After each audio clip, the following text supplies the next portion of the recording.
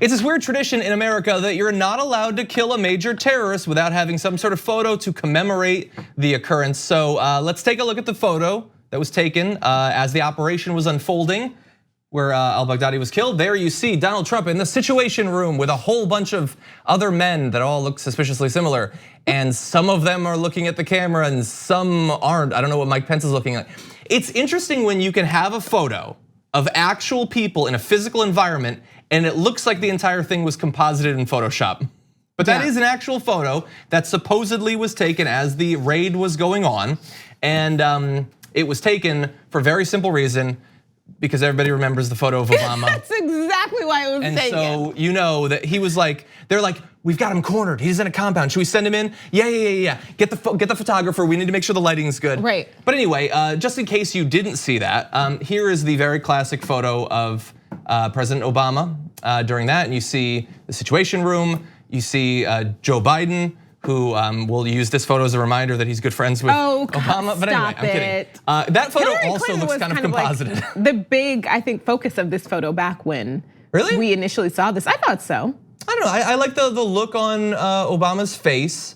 And all of them, you can see, it definitely looks composited. The people in the background do not look like they were actually there, but I'm gonna move past it. Anyway, they're all looking at a monitor because supposedly this photo was taken during the actual raid. And Pete Souza, who is very famously and outspokenly the photographer of the former president, says he took 1,000 photos throughout that day. And he just chose this one to sort of like, I don't know, I guess publicize a little bit more because it shows the intensity of the event.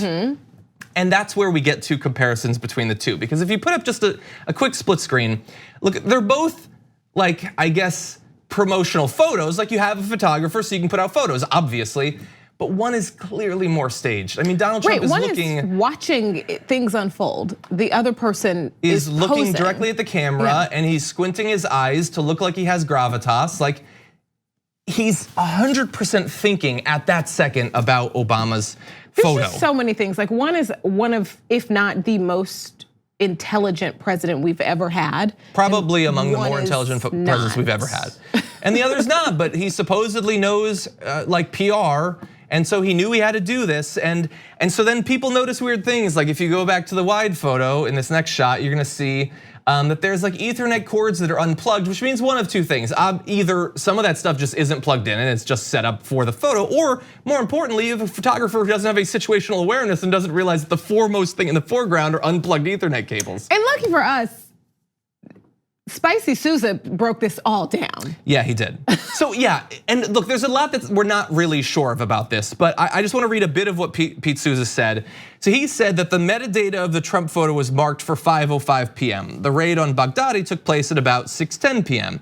It suggests that Trump's photo was staged about an hour before the raid even happened. I have no idea. I don't know what it's gonna end up being, but we know that it was staged. They're all staged, but there are degrees of staging. And that was a very conscious effort to try to take what Obama had gotten with that photo that just happened to happen because his photographer's always taking photos of him. That's it, that wasn't a staged photo at all. It was too serious of a situation to be thinking about pictures and posing for photos. Yeah. And he happens to have a photographer whose job is just to follow him around and take photos and document everything. Yeah, and so like I see that photo of Trump at the group, and I wonder like what are they trying to get across? Like obviously he's trying to look serious and badass or whatever, but like some of them are looking off to the side, and Mike Pence is looking at the guy next to him, and Trump's looking dead at the camera. Like you don't know what's going on. With the Obama one, it's very clear they're all looking at a monitor with live footage of the event that's happening. And so it's just the whole thing is weird. Yeah. And that is the through line for all of this. Again, great day. We'll say it a million times. The terrorist has been killed, but Trump's weird need to get credit and specifically to seem cooler or more intense than Obama, that is this weird vulnerability he has. And honestly, I don't know yet. I haven't seen these takes. I would love to know what Trump supporters, like red hat wearing MAGA heads, what they think about that photo. When they see that, do they see strength and preparedness and an assurance of this mission that's gonna work out? I really wonder.